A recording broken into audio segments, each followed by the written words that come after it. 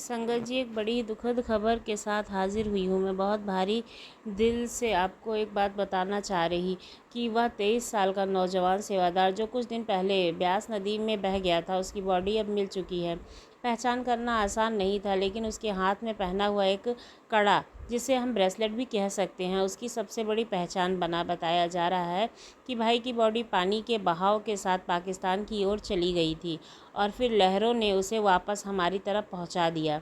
जब स्थानीय लोगों ने नदी के किनारे बॉडी देखी तो सबसे पहले उन्हें यही लगा कि यह शव पाकिस्तान से बहकर आया है, लेकिन जब जेब की तलाशी ली गई तो उसमें भारतीय करेंसी मिली और यह तब साफ हो गया कि यह किसी भारतीय युवक की बॉडी है जो शायद किसी नदी या नहर में डूब गया था। आगे जांच में यह सच्चाई सामने आई है कि यह वही सेवादार भाई है जो सेवा करते हुए व्यास नदी में गिर गया था। लोगों ने बताया कि बॉडी इतनी खराब हालत में थी कि पहचान पाना लगभग नामुमकिन था, लेकिन जिस दिन से यह हादसा हुआ था उसी दिन से उसकी तस्वीर व्हाट्सएप पर घूम रही थी। शायद ही उसी वजह से स्थानीय लोगों को शक हुआ कि यह वही लड़का हो सकता है। जब अधिकारियों ने जांच की तो यह सब सच्चाई साबित हुई और लड़के के हाथ में वही कड़ा मिला जो उसने चांदी का पहना हुआ था। जो ब्रेसलेट उसने चांदी का पहना था वही उसकी पहचान बना। हम सब मालिक से यही अरदास करते हैं कि उस प्यारे भाई की आत्मा को शांति मिले और उसके परिवार को यह असहनीय दुख सहन करने की ताकत मिले।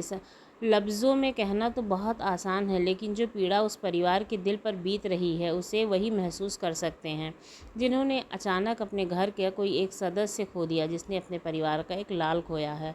सच में परिवार के लिए ये बहुत ही दुखद घड़ी है। आज अलग बहुत सारे सेंटरों में पहुंचकर वहां की स्थिति का जायज़ा लिया और संगत को दर्शन भी दिए। आज का दिन संगत के लिए बेहद ही खास रहा, क्योंकि डेरा ब्यास से बाहर निकले और उन्होंने हमें अपने पवित्र दर्शन का अनमोल तोहफा दिया। इस बार बाबा जी ने केवल डेरा परिसर तक ही सीमित न रहते हुए बाढ़ प्रभावित इलाकों सहित कई स्थानों पर पहुंचकर लोगों को अपने स्नेह और आशीर्वाद से निहाल किया। आज हम आपके साथ विस्तार से साझा करेंगे कि बाबा जी किन किन क्षेत्रों में गए, किस समय डेरा में प्रस्थान किया और कब वापस लौटे। इसी बीच हुजूर जी मुंबई और अहमदाबाद से कार्यक्रम को पूरी तरह से छोड़ करके दोपहर 2 बजे डेरा ब्यास पहुँच आए। कल रात से ही संगत में एक संदेश तेज़ी से फैल रहा है, जिसमें यह बताया गया है कि बाबा जी बाढ़ प्रभावित केंद्रों पर जाने वाले हैं, जहाँ पर लंगर और सेवा का कार्यक्रम लगातार जारी है। इस बात की पुष्टि के लिए सेक्रेटरियों को फ़ोन किए गए और जोनल सेक्रेटरी साहब को भी जानकारी दी गई। आज सुबह लगभग 10:30 बजे बाबा जी ने डेरा ब्यास से प्रस्थान किया। सबसे पहले वे बाटला सेंटर पहुंचे, वहां संगत के दर्शन किए और चल रही सेवा के बारे में जानकारी ली। इसके बाद उनका अगला पड़ाव गुरदासपुर के विभिन्न सेंटर रहे। वहां बाबा जी ने संगत से मुलाकात की, सबका हालचाल पूछा और हर जगह थोड़ी देर रुककर अपना आशीर्वाद दिया। फिर बाबा जी ब्रह्मपुरा सेंटर पहुंचे, वहां उन्होंने संगत से आत्मीयता के साथ बातचीत की। इसके बाद क्रमशः हदीना नगर, तारागढ़ और नरोटा जैसा सिंह में बाबा जी के दर्शन मिले। इस दौरान रास्ते में आने वाले कुछ छोटे छोटे केंद्रों पर भी बाबा जी ने संगत से मिलकर उन्हें हौसला और आशीर्वाद प्रदान किया। जब बाबा जी बालियाल सेंटर पहुंचे तो वहां की संगत भावनाओं से भर गई। कई दिनों से वहां लगातार सेवा चल रही थी और बाबा जी ने अचानक दर्शन पाकर संगत की आंखें नम हो गईं। कल डेरा में भी बाबा जी ने स्पष्ट शब्दों में कहा कि यह समय सेवा का है। उन्होंने संगत को प्रेरित किया कि ऐसा मत सोचो कि बाढ़ केवल दूसरों के क्षेत्र में आई है, हम सुरक्षित हैं, बल्कि ऐसे समय में हमें आगे बढ़कर अधिक से अधिक उनकी मदद करनी चाहिए, सेवा करनी चाहिए। बाबा जी ने हुजूर महाराज जी की वाणी को याद दिलाते हुए कहा कि इंसान की मदद केवल इंसान ही कर सकता है। इस कार्य में ना पशु काम आ सकते हैं और ना ही पक्षी।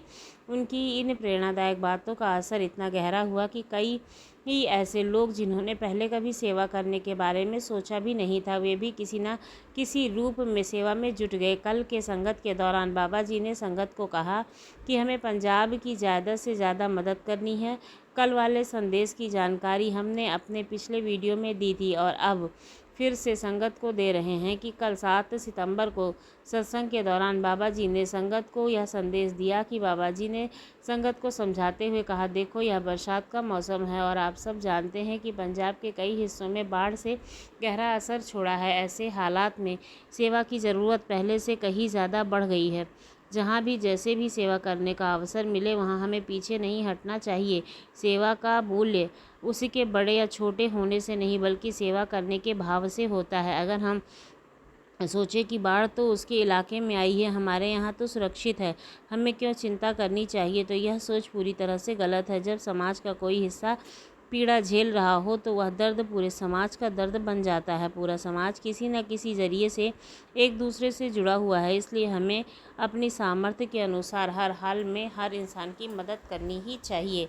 संगत जी, इसके कोई दो राय नहीं है कि असली इंसान वही है जो दूसरों की तकलीफ़ देख कर खुद बेचैन हो जाए। इसलिए हमें हर इंसान की और बाढ़ पीड़ित क्षेत्रों की मदद करनी चाहिए।